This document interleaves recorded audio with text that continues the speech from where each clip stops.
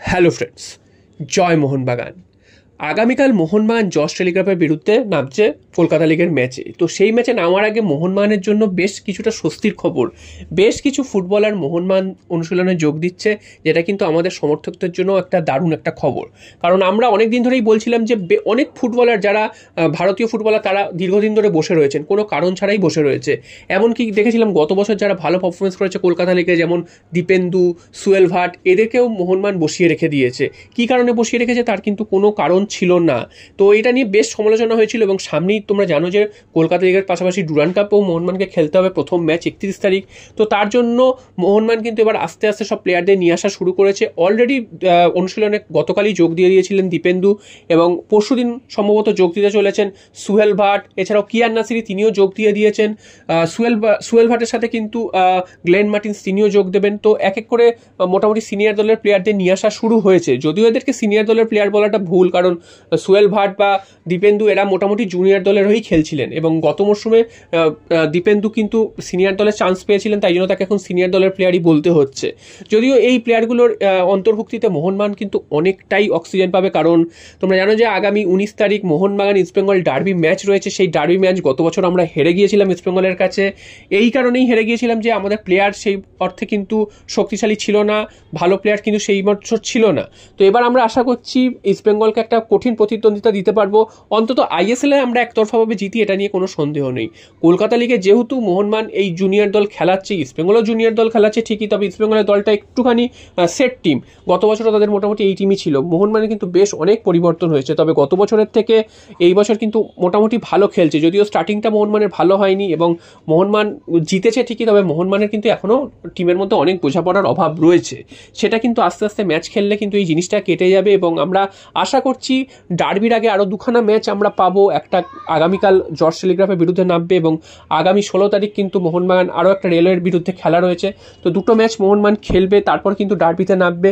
তো ডার্বির আগে বেশ আরও দুটো ম্যাচ রয়েছে। যদিও আগামীকালের ম্যাচে কিন্তু মোহনবাগান এই প্লেয়ারদের পাবে না যারা কিন্তু সদ্য যোগ দিয়েছেন, অর্থাৎ দীপেন্দু বা কিয়ান নাসিরি, এদেরকে কিন্তু মোহনবাগান পাবে না। তো 16 তারিখের ম্যাচে আশা করছি এই দুজনের মধ্যে একজন বা দুজনকেই হয়তো কিছুক্ষণের জন্য পাবো, এবং তারপর কিন্তু ডার্বিতে যাতে এদেরকে পাওয়া যায় সেটাই কিন্তু এই মুহূর্তে চেষ্টা চলছে।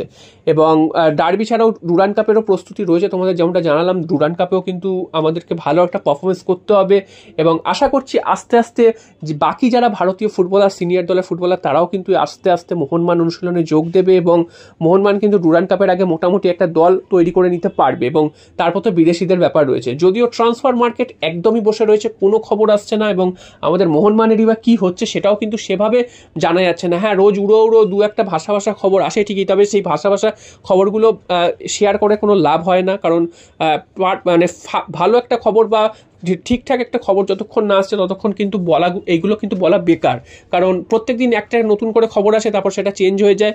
তো ট্রান্সফার মার্কেট কিন্তু এবছর সত্যিই বসে গেছে, কারণ কোনো দলের কোনো খবর সেভাবে পাওয়া যাচ্ছে না, দু একটা ছাড়া। তো আমরা আশা করছি খুব শীঘ্রই এই ট্রান্সফার মার্কেট আবার উঠবে। যদিও ওই 18-19 তারিখের আগে এটা ওঠার সম্ভাবনা নেই, কারণ 18-19 তারিখ সুপ্রিম কোর্টের একটা শুনানি রয়েছে এআইএফএফ এর ওপর। সেখানে কি রায় দেয় তার উপর কিন্তু অনেকটাই নির্ভর করছে ভারতীয় ফুটবলের ভবিষ্যৎ, আইএসএল এর ভবিষ্যৎ। আইএসএল কবে থেকে শুরু হবে সেগুলো কিন্তু সমস্ত কিছু জানা যাবে।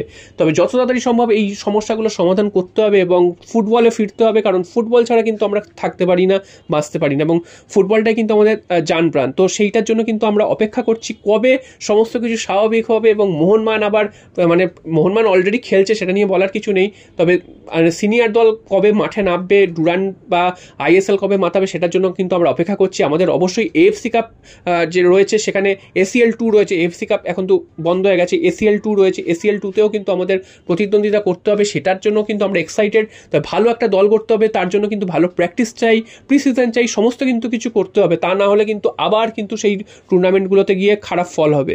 তো আশা করছি এই যে প্লেয়ারগুলো আস্তে আস্তে যোগদান করছে, এবং কলকাতা লিগে এরা মোটামুটি নিজেদেরকে কিন্তু দেখে নেওয়ার সুযোগ পাবে, এবং সামনে ডার্বি রয়েছে কলকাতা লিগের, এছাড়াও ডুরান্ড কাপের ম্যাচ রয়েছে। সমস্ত ম্যাচ কিন্তু আমরা ভালো পারফরমেন্স করতে চাই, সমস্ত ট্রফির দিকে কিন্তু আমরা লক্ষ্য রাখতে চাই, এবং সমস্ত ট্রফি কিন্তু আমরা জিততে চাই। সব ট্রফি তো আর জেতা সম্ভব হয় না, তবে আমাদের লক্ষ্য থাকবে সমস্ত ট্রফি জেতা এবং প্রত্যেকটা ম্যাচে ভালো ফল করা। দেখা যাক কি হয়। জয় মোহন।